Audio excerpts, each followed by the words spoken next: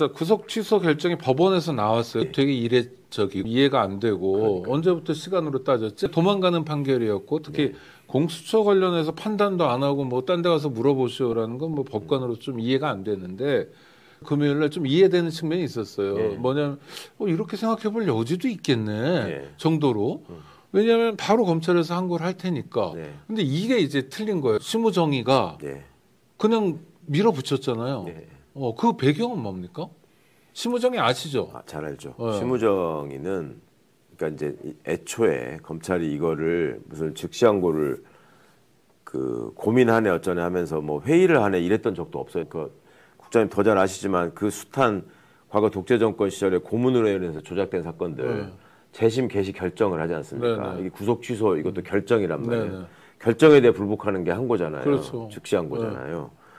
그럴 때마다 하루도 안 지나서 다 즉시항고했어요. 그럼요. 예, 아니 거의 버린- 잡한 게 아닙니까? 예. 왜냐하면 판단을 받아봐야지. 예, 예. 이건 제 주장이잖아. 이런 자동으로 식으로. 즉시항고를 해왔었고 심지어 공소권 남용을 해서 저기 공소 기각이 확정된 대법원에서 네네. 그런 사건에 대해서 전혀 민망해하거나 부끄러워하거나 죄송해하지 않고 아니, 견해가 다르다. 네. 우리도 법률가 집단으로서 충분히 그렇게 생각할 수 있어. 이런 식으로 우기고 넘어가고 그렇게 한 거를 또 헌법재판관이라는 자들이 그 뭐 하나도 불법이 없었네라고 얘기했던 사람이 지금 헌법재판관으로 있는 사람이란 말이죠. 네네. 정영식이네, 김영두네 이런 사람들은.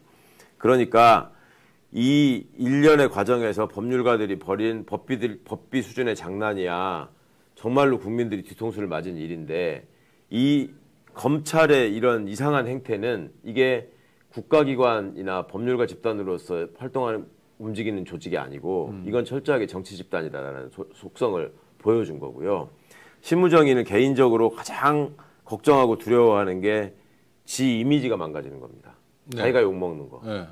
그리고 그간에 쭉 살아온 과정을 봐도 검사로 있을 때, 검찰 간부로 있을 때 보면은 늘 민감한 사안에서는 뒤로 빠집니다.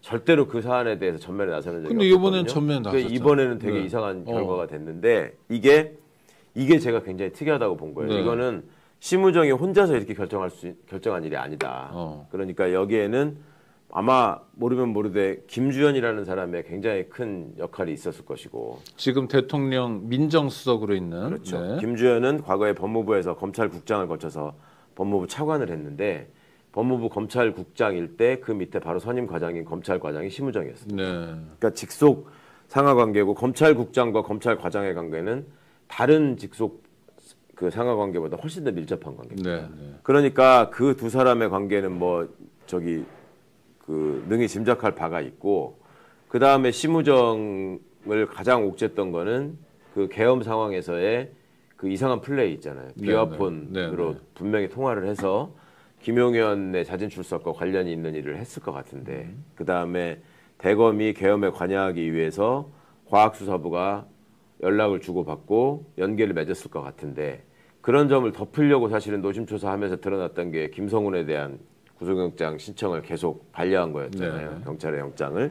그러니까 그런 것들의 연장선상에서 이렇게 보시면 심우정이는 자기가 다치는 거, 그러니까 가장 그걸 막아야 되는 게 가장 중요했기 때문에 지금 이 상황에서의 판단은 본인의 이익을 중심으로 판단할 수밖에 없었고 그 와중에 법원이 덜컥 결정을 해서 이 결과가 나오니까 엄청난 압박이 있었을 것이고 뭐 거기에 따라가는 것이 앞으로 총장을 마친 후에 지 일생과 관련해서도 가장 좋은 선택일 거다라는 생각을 했을 것 같아요. 이게 이제 비슷한 일이 군인들이 어떤 일에 대해서 직면해가지고 중요한 결정을 했어야 할 때 이걸 마친 후에 내 삶에 대해서 늘 염두에 두면서 사는 사람들이에요. 이런 사람들이 몇 부류가 아니 있는데 그들하고 안 어울린다고 연금이 안 나오는 것도 아니고 그런데 뭐죠? 사회적 관계, 경조사 이런 겁니까? 아니죠. 사회적 관계로 그냥 끝나는 게 아니고 검찰은 출신들이 나중에 변호사를 하기 네, 때문에 전관, 네, 이거는 먹고 다 사는 거. 이권 카르텔하고 그대로 다 연결돼 있는 거예요. 그리고 먹는 그냥. 게 덩치가 크죠. 많이 그럼요. 먹죠. 예, 많이 먹는 게 이게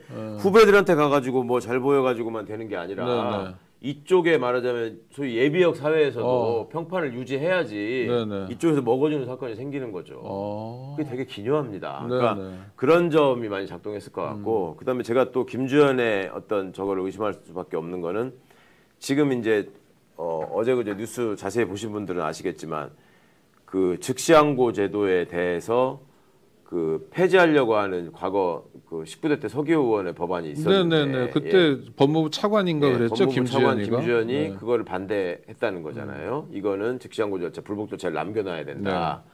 저 구속 기간 연장 제한하고는 다른 거다. 아니 저기 구속 집행 정지하고는 다른 거다라는 얘기를 했다는 거잖아요. 네네.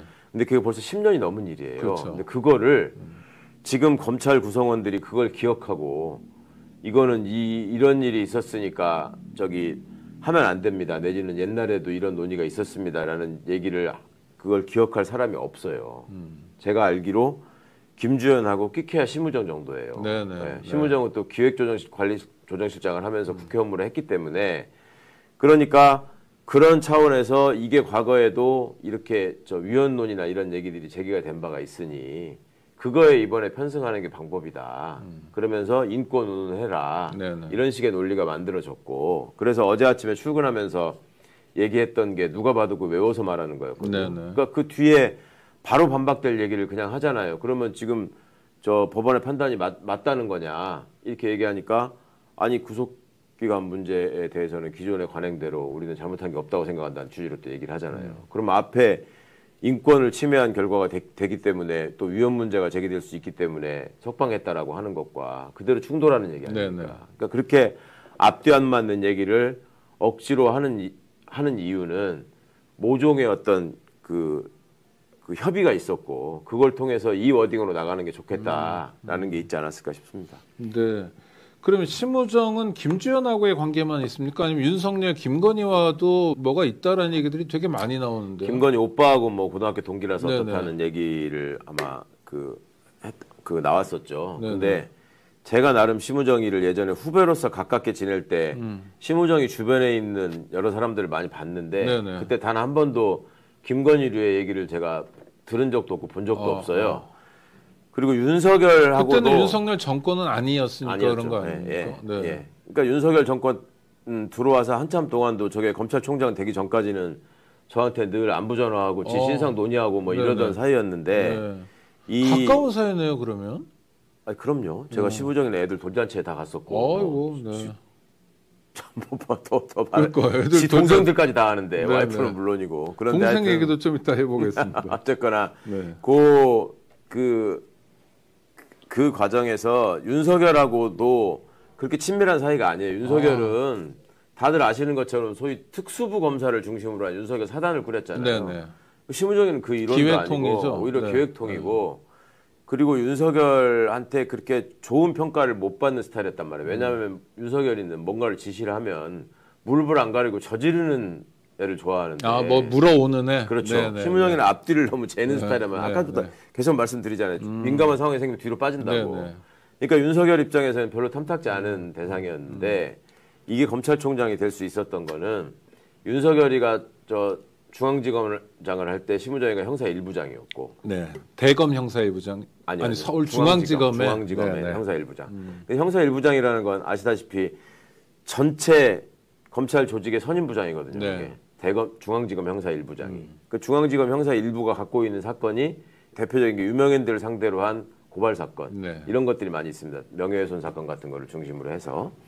그러면 그런 걸 할 때 심우정이가 실무자로서 윤석열한테 보고를 할 일이 많았을 거예요. 네. 그때 처음 윤석열이 심우정이가 어떻게 일하는지를 파악을 했을 겁니다. 그리고 절대 윗사람한테 대들지 못하는 성격이라는 거를 그때 파악을 했고 김주현이라는 민정수석이 있었기 때문에 거기에 또 직속 상호관계가 있고 검찰의 상명하복 관계를 잘 알고 있기 때문에 오히려 지사단 구성원을 시켰다가 자신의 어떤 정치적 욕심이나 장래를 생각해서 원래 그 소매치기가 소매치기를 더 못 믿잖아요. 그럼요. 그러니까 자기하고 똑같은 사기꾼이 사기꾼 못 믿죠. 그러니까 네. 자기하고 똑같은 걸 거기다 갖다 놓으면 나를 치받을 수 있다. 네네. 이런 생각을 해서 심우정을 택한 거라고 저는 생각을 했거든요. 이원석만 하더라도 저 윤석열 입장에서는 그걸 차장으로 한참 동안 놓고 계속 관찰하면서 길들여 가지고 검찰총장을 시킨 거 아닙니까? 네네. 계속 검찰총장이 공석이었잖아요. 이 정부 초반에. 네네. 근데 그 이원석이조차도 이상한 소리도 하는 것 같고, 자꾸 뭐 덤빌려는 듯한 모습도 보이고 결국 그렇게는 못했지만 기분 나쁘게 했잖아요. 어쨌거나. 그러니까 그런 데서 오는 트라우마가 있어서 심우정이 총장으로 선택된 것 같았거든요. 그런데 지금 이 와중에서는 윤석열을 지키는 것보다 심우정 입장에서는 본인을 지키는 게 지금 되게 중요했었다. 네네. 그러니까 저렇게 지금 말도 안 되는 판단을 했지. 저게 보통 때의 심우정이 같으면 이거는 즉시항고를 안 하면 총장이 쫓겨나야 될 일이에요. 그렇죠. 네, 지들 조직 안에서 지금 불법 감금을 스스로 인정하고 네네. 그동안에 검찰은 인권을 침해하는 불법 구속을 아무런 생각 없이 해왔습니다. 이 얘기를 선언한 거잖아요, 총장이. 그렇죠. 그러니까 지금 내부 반발이 지금 검찰 정권 치하에서 이 이프로스 게시판이 뭐 조용해진 지가 오래됐습니다만 네네. 그 와중에도 글은 하나 올라오고 그다음에 거기에 뭐 댓글이 많이 달렸다 그러잖아요. 그리고 이런 일이 정말 나쁜 사람들이 이 법 장난, 거짓, 꼼수로 대한민국을 완벽히 지금 무너뜨리고 있습니다. 네. 지금 2주가 정말 중요한 때입니다. 우리나라의 미래가 결정될 1, 2주죠. 지금 너무 불안합니다. 네. 힘을 정말 한 곳으로 완벽히 모아야 될 때입니다. 네. 자, 일단 오늘 준비된 내용 하나하나 지금부터 좀 살펴보도록 하겠습니다. 윤석열의 구속 취소 결정을 한 지귀현 판사. 와, 알면 알수록 더 문제가 심각합니다. 어제까지 제 지식으로도 너무 괴로웠는데 예. 이게 지식이 하나 더 생길 때마다 정보가 하나 더 생길 때마다 정말 이거는 이해할 수가 없어요. 심각한 문제입니다. 구속 기간은 날로 계산하는 것이 아니라 시간으로 계산해야 한다 해서 윤석열의 구속 기간을 짧게 잡아서 풀어줬죠. 자, 다시 이제 어제 활용한 달력 보겠습니다. 자, 구속 기간은 이제 열흘. 뭐 이거는 뭐 다 알죠 이제. 그런데 구속 영장 실질 심사를 받는 동안의 시간은 구속 기간에 포함시키지 않기 네. 때문에 그만큼 더 구속 기간이 늘어나는 거야. 왜 그런지 알아? 왜 이게 더 늘어나는지 알아? 왜 늘어나는지 어. 그 실질 심사하는 시간에는 어. 그 재판 자체가 정지되는 거 아니에요? 아니, 그러니까 조사를 못 하니까. 그러니까 그 사람이 실질 심사에 나가야 되니까. 그렇습니다. 네. 그렇기 때문에 이만큼 더 늘려주는 거야. 네. 다 이유도 있어, 심지어. 예, 그래서 이제 그만큼 더 늘어난 겁니다. 그래서 원래대로라면 자, 1월 17일 청구했죠? 네. 요 하루. 1월 18일 이틀. 1월 19일 3일. 그래서 구속 기간을 3일을 늘려줘야 돼. 3일을. 그러면 이제 1월 27일이 되는 겁니다. 됐죠? 네. 그런데 지귀현 판사는 이렇게 날로 계산하지 않고 시간으로 계산을 합니다. 그래서 3일이 아니라 33시간 7분 늘어난다고 해가지고 그래서 이제 구속 기간 넘겼다 해서 풀어준 거예요. 예. 근데 이게 말도 안 됩니다. 이런 경우가 없어요. 이렇게 세는 경우가 말도 안 돼. 어제까지 다뤘지. 그런데 한겨레가 네. 엄청난 걸 발견을 했습니다. 지귀현의 실체를 밝힐 수 있는 어마어마한 정보를 발견을 해냈는데요. 네. 헤드라인 올려주시기 바랍니다. 지귀현 재판장이 지필에 함께 참여한 형사소송법 해설서라는 게 있어. 예. 근데 거기에 봤더니 구속기간 계산은 시간이 아닌 일로 한다라고 명시가 돼 있어. 맞지? 맞습니다.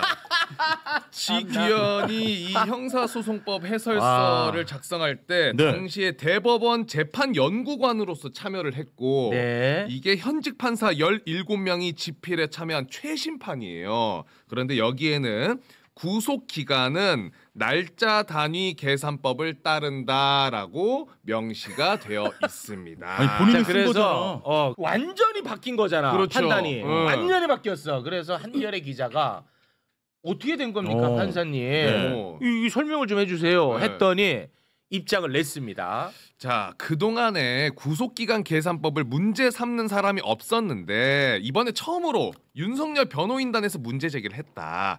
그래서 이런 문제가 있다는 걸 알게 됐고 답을 해줘야 하는 상황이 됐다. 재판부 판단이 절대적으로 옳다는 것이 아니며 공적 비판과 논의에 열려 있다. 와, 이거는 진짜 야. 이 정말 최악의 발언인데 자, 계속 올려주세요. 봐봐. 옳다는 것이 아니며? 자 우리가 질문이 뭐야? 내가 질문에 답하지 않는 걸 제일 맞아요. 화내잖아요. 네. 왜 너의 답이 달라졌냐가 질문이야.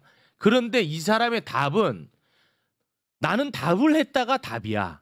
이 말이 돼? 왜 너의 답이 과거의 생각과 이번의 결과가 왜 다르냐? 이게 질문이잖아. 그렇죠. 근데 답을 물어와서 답을 했어. 이게 뭡니까? 말도 안 되는 얘기죠. 네. 그리고 재판부 판단이 절대적으로 옳다는 것이 아니면 공적 비판과 논의에 열려 아니지 뭐 백분 토론 사회자냐?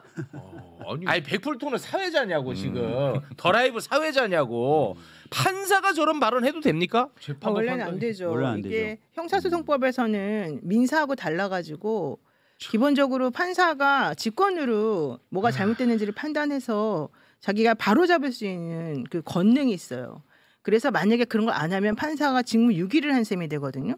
근데 지금 좀 전에 말했던 주석 형사소송법이라고 하는 책에서는 분명히 본인이 구속기간을 날짜 단위 계산법을 따른다고 했으면 네. 변호인단이 만약에 이런 질문을 했잖아요. 이번에 어쩌고 저쩌고 그러면 그렇지만 우리 법에는 날짜 단위 계산법으로 하는 게 나와 있으니 당신이 그런 질문을 하더라도 여기에 대해서는 3일로 계산하는 게 맞습니다. 그렇죠. 검사가 71년 동안 해왔습니다. 그렇죠. 그래서 우리는 그동안에 시험도 봤습니다. 그렇죠.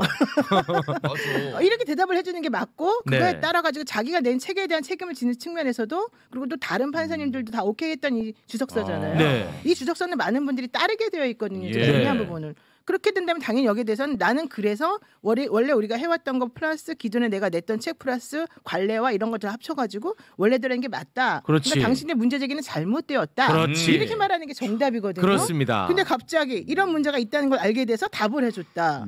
그리고 판사는 이거는 절대적으로 옳은 게 아니니 뭐 따져봐야 되고 비판이 열려있다. 말이 됩니까? 판사는 판결로 대답하는 거고 당연하죠. 자기 결정으로 책임을 지는 거거든요. 근데 자기는 확신도 없는데 그냥 내가 뚝 던져놓을 테니까 니네들이 한번 나중에 답해줘봐. 나는 몰라. 이러고 좀 도망간다는 거잖아요. 네. 이게 어떻게 있을 수 있는 일이에요. 이게 특히 문제가 있는 게요. 와. 법문에 날로 돼 있어요. 법문에 날로 돼 있어. 있고 일로 돼 있어요. 네. 법문에. 그러니까 지금 여기에 대해서 김도균 부산지방 부장판사가 이렇게 얘기하고 있어요. 11이라고 돼 있잖아요, 법문에. 10일. 예. 240시간이라고 안 돼 있다. 그렇지. 그러면 날로 계산하는 게 맞고 만약에 네가 과거와 생각이 달라져서 이거 시간으로 계산하는 게 이 사람들의 인권 보호에 좋다고 생각하면은 본인이 이 적용 조항에 대해서 위헌 여부를 헌법재판소에 보내줄 수 있어요. 본인이 판사가. 그래 지금 법문이 이렇게 돼 있고 70년 동안 이렇게 했으니까 나는 판단 이렇게 할 수밖에 없는데 하면서 판단하든지 아니면 이렇게 판단하기가 좀 그러니 위헌 법률 여부를 한번 헌재 판단을 받아보자라고 할 수도 있는 거예요. 근데 그래요. 분명히 이렇게 돼 있는데 갑자기 얘가 시간으로 계산한 거예요. 과거에 자기가 주석서 쓴 것도 무시하고 그렇지. 70년간의 사례도 무시하고 그렇지. 더 나가서 아까 말씀드린 법문도 무시하고 그렇지. 그러니까 완전히 이건 황당한 거죠. 우선 그렇습니다. 여기서 가장 큰 문제는 이거 어떻게 이게 하나. 원래 신뢰보호 원칙이라고 하는 게 있어야 되고 재형법정주의는 명확하게 이런 것들이 그러니까 자기 임의적으로 재단되면 안 된다는 거거든요. 네. 만약에 71년 동안 검사들이 그렇게 해왔고 네. 또 자기가 이전에 구속에 관련돼서 적부심 판결한 것도 있을 거 아니에요. 자기가 한 것도 있을 거 아니야. 그렇지. 한게 있잖아. 그렇지. 거기서도 분명히 기존대로 했을 거잖아요. 그렇지. 근데 이제서 그걸 갑자기 바꾸려고 그래. 그러면 엄청난 혼란이 야기 되잖아. 지금처럼. 그렇죠. 명태균이처럼 나도 할래 이렇게 나오잖아. 네. 그러면 미리 아까 말한 대로 위헌 제청을 해가지고 판단 받든지 그게 아니라면 네. 이러이러한 문제점이 있을 것 같은데 아직까지는 이게 합헌이므로 여기 난 따르겠다라든가 아니면 검찰이 이런 쪽에 미리 알려줘야 돼요. 그렇지. 안 그러면 검찰이 그동안 해왔던 걸 전체적으로 다 뒤집어 엎는 셈이 돼버리는데 네. 그게 일개 판사가 할 수 있는 게 아니거든요. 그럼 그동안에 절차적으로 나라에서 정해가지고 해놓은 모든 것들을 다 뒤집어 엎어야 되는데 미리 알려주지도 않고 이런 식으로 하면 안 된다는 거를 고지한 적도 없고 바꾸기를 결정한 것도 아닌데 혼자 네. 마음대로 탁 바꿔버린 거예요. 이 타임에만. 그렇습니다. 하필이면. 그러니까 봐봐요. 이게 음모론이 이제 아닙니다. 이거 음모론이 아니에요. 나는. 이 자는 윤석열을 풀어준다는 걸 먼저 정해놓고 뒤에 껴 맞춘 거야. 이거는 이렇게 말해도 돼 이제는. 그렇지. 이제는 된다 말이야. 혼자 크게 이제는. 말하세요. 우리한테 강요하지 말고. 아니 그러니까 물어보는 거예요. 돼 안 돼? 이렇게 물어보는 겁니다. 좀 곤란한데.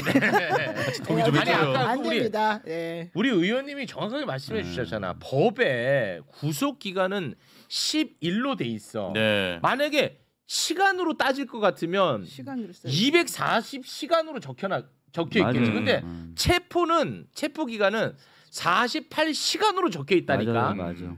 시간이라는 표현을 쓰거나 때라는 표현을 써요. 네. 그거는 딱 시간 단위로 끊으란 얘기예요. 네. 근데 날로 돼 있고 일로 돼 있는 건 날이나 일로 계산하라는 뜻이거든요. 그래서 네. 그 법문에 의지해서 지금까지 70년간 그렇게 해온 거예요. 네. 주석서도 그렇게 작성이 된 거고. 그렇습니다. 근데 이분이 밤의 공보관이래요. 원래 별명이. 이게 무슨 말이에요? 지기현 부장이 재판연구관을 2번이나 했잖아요. 6년 동안. 네. 그러면서 이제 공보관 역할을 했던 것 같아요. 기자들하고. 근데 기자들하고 자리를 마련할 때 엄청나게 개그맨처럼 응? 엄청나게 웃기고 굉장히 독특한 사람이라고 알고 굉장히 독특. 있던데요? 그리고 술 진짜 잘 먹고 네. 그래요? 술 먹고 노는 걸 좋아하고 사람들하고 농담 따먹게 하는 거 좋아하고. 그래서 원래 공보관은 자기네 기관의 여러 가지 공식적인 입장 같은 것들을 뭐 기자나 이런 사람들에게 정확히 알려가지고 본인들의 조직에 대해서 뭔가 좀 도움이 되게끔 하는 그런 홍보 역할을 하는 사람이잖아요. 네. 이 사람은 정식 공보관은 아닌데 밤의 공보관으로서 술 먹으면서 그런 술자리 같은 데서 그런 사람들하고 같이 놀면서 친화력이 이런 좋다고. 거를 오히려 친화력 있게 행동하는 그런 사람이었대요. 그러니까 예. 그것의 의미는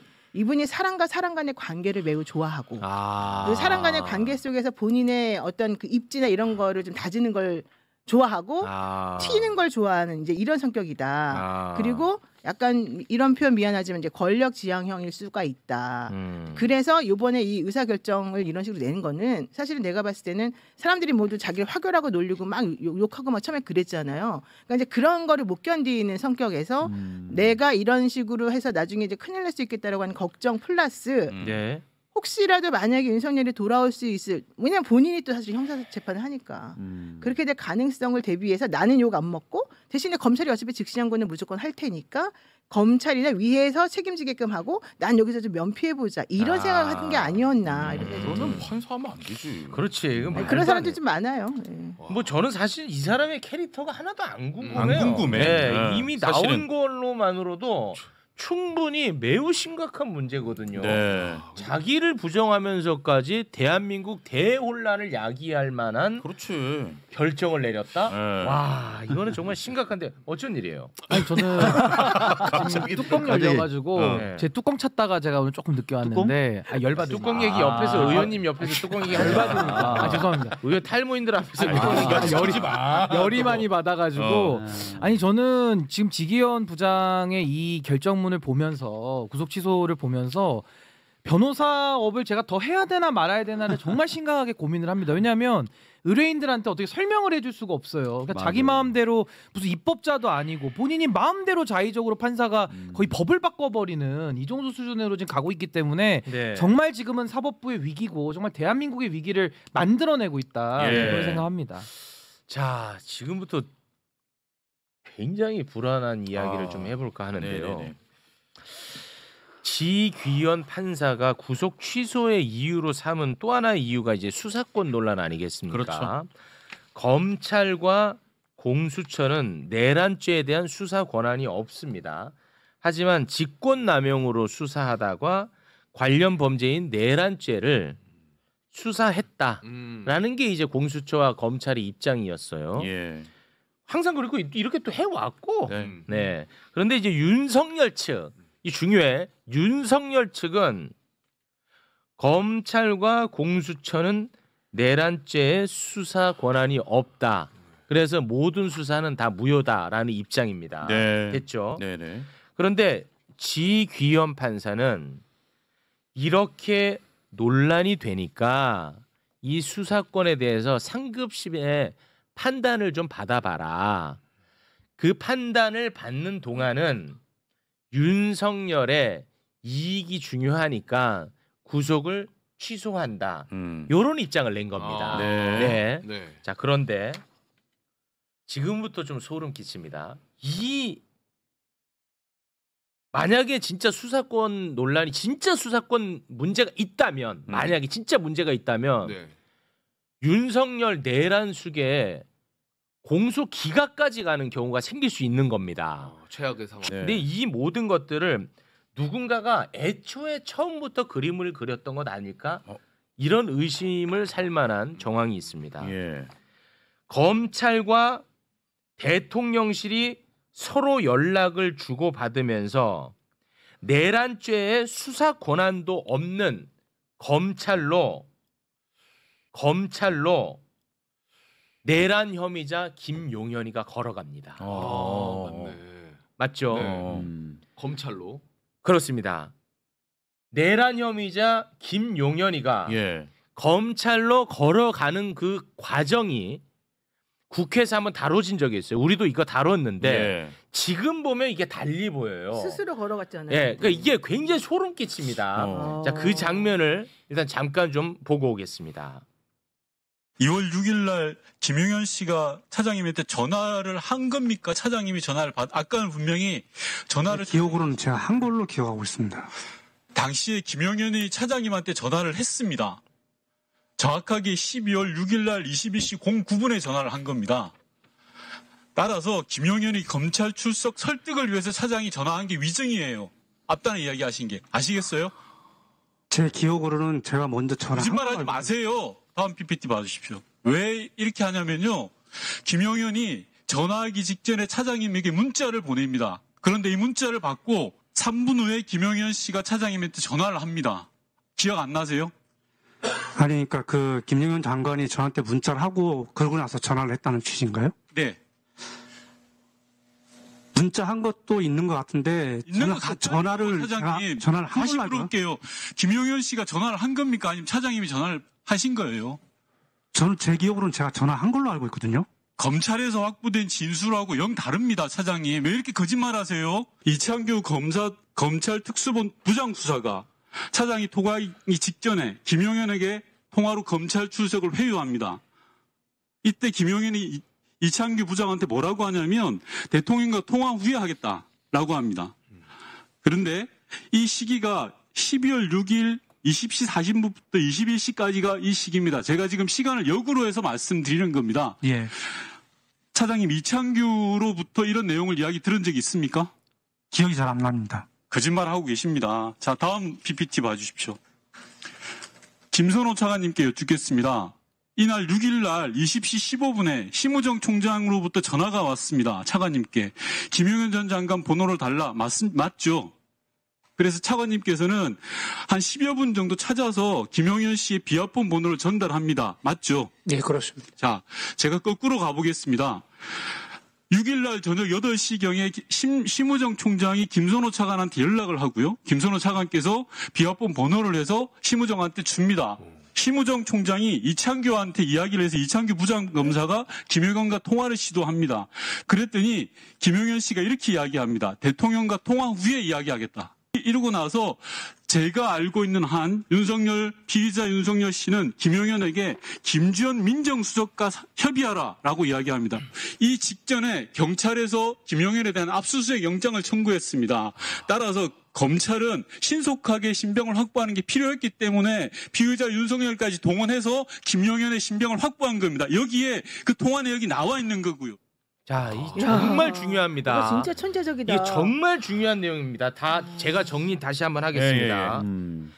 검찰과 공수처의 수사권 문제를 지적하는 쪽이 어디죠 지금? 윤석열 측이죠. 예. 그런데 내란죄에 대한 수사권은 경찰이 갖고 있어요. 네.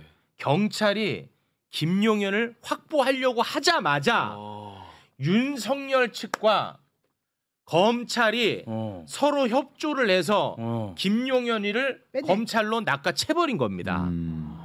굉장히 중요한 대목입니다. 야, 이 대단하다, 대목이 진짜. 이게 진짜 너무 중요해. 이런 걸 어떻게 찾아냈어요? 저 무렵에 화제가 됐었죠. 이거. 검찰이 김용현에 대한 공소장을 세게 쓰고 이러면서 네, 우리가 저희 이제 걱정이 좀 국수본을 우리가 맞다. 믿었던 거야. 네. 근데 맞다. 더 소름 끼치는 건 뭐냐면 여기 아까 막 이찬규라고 이름을 우리가 모르잖아. 계속 예. 이름이 거론되는데 이 사람이 검찰의 특수본에 있는 검사야. 그러니까 검찰만 개입된 게 아니라 특수본도 다 들어간다는 거야 여기에. 아마 제 기억에 저 당시에는 검찰이 먼저 낚아채서 자기네들이 해내겠다라는 뉘앙스로 그렇지. 분석을 했었는데 맞아. 지금 생각해 보면 네. 수사권이 있는 경찰이 들어오려고 하니까 그렇습니다. 수사권이 없는 검찰 쪽으로 빨리 낚아채가지고. 돌려버린. 네. 그러고 나서는 계속해서 윤석열 측이 얘기하는 건 수사권 논란 이야기. 와 지금 계속 소름 하고 끼치네, 있는 진짜. 거죠. 그리고 저때 또 기억나는 게 지금 김용현의 신병을 가로채기도 했고 경찰 국수본 있지 않습니까? 그 우종수 국수본부장에 대한 핸드폰도 압수수색하고 검찰이 막 그래요. 그러니까 사실상 내란 수사를 방해를 해버리거든요. 이러면서 이제 와가지고는 김용현 낚아채놓고 뭐 수사권 논란으로 이걸 또 이어가는 것 자체가 정말 지금 검찰이 엉뚱한 일을 지금 벌린 게 다 드러나는 거 아닌가. 아니 그럼 되게 이상한 게 싶습니다. 그 당시에 사실은 영장을 3군데서 청구했다 그랬어요. 경찰이 검찰을 거쳐서 법원에 영장 하나 청구했고 공수처가 청구했고 그다음에 검찰이 청구했는데 그때 법원에서 영장을 기각해요. 기각하는 사유가 뭐였냐면 누가 이 사건에 수사를 할 수 있는 주체인지 모르겠다. 예. 니네끼리 교통정리하고 와라. 네. 이러면서 사실은 이 세 기관에 대해서 영장을 안 발부해주면서 오히려 검찰이 뒤늦게 청구한 것에 대해서 하나를 발부를 해주거든요.